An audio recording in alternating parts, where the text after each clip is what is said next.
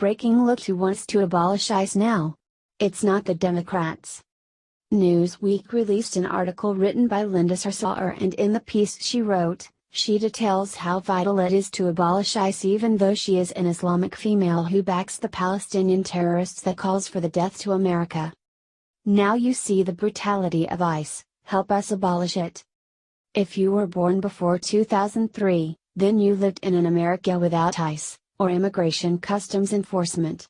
This agency is part of the surveillance state created by George W. Bush's War on Terror, which used the tragedy of 9/11 to justify unprecedented expansion of federal power.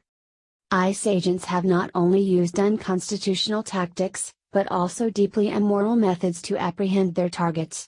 This includes waiting outside of schools to detain parents as they pick up their children, raiding near churches, and showing up to a courthouse to arrest a woman after she was granted a protective order for domestic abuse.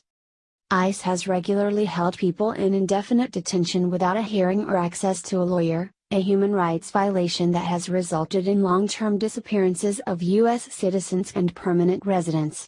They have detained U.S. citizens for no reason other than that they were overheard speaking Spanish. It's time to abolish ICE. This is a defining moral moment for our nation, and if you haven't already, it is time to ask yourself what you want to be able to tell your grandchildren when they ask how you felt and what you did when these terrible violations of human dignity and family integrity were occurring. I hope that you will be able to tell them you were one of hundreds of thousands of women who rose up and would not back down, who stayed in the streets day after day, across the nation, until things changed. Perhaps one day, history will look back in remembrance of the courageous activism of women who fought to abolish the terrorizing force known as ICE, and you will be able to proudly say, I was one of the people who bent the arc towards justice and humanity. Newsweek describes Sarsour with complete propaganda and lies. Linda Sarsour is a racial justice and civil rights activist, community organizer, and mother of 3. She is executive director of Empower Change, and was one of the co-chairs of the Women's March on Washington and a board member of the Women's March organization. In truth, Linda Sarsour is an Islamic hate speech and anti-white and anti-Christian extremist. Her rise to liberal stardom following the march has occurred in spite of her support for anti-feminist views and outrageous attacks on anti-Sharia women leaders.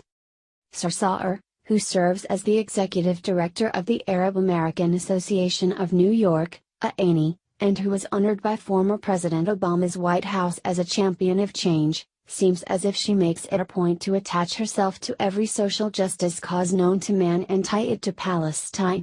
For example, in November, she attached herself to the cause of blocking Dakota Access Pipeline and made sure to bring her Palestinian flag.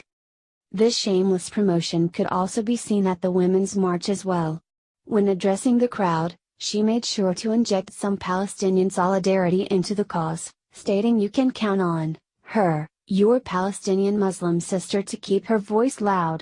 She also made sure to note that she was her Palestinian grandmother's who lives in occupied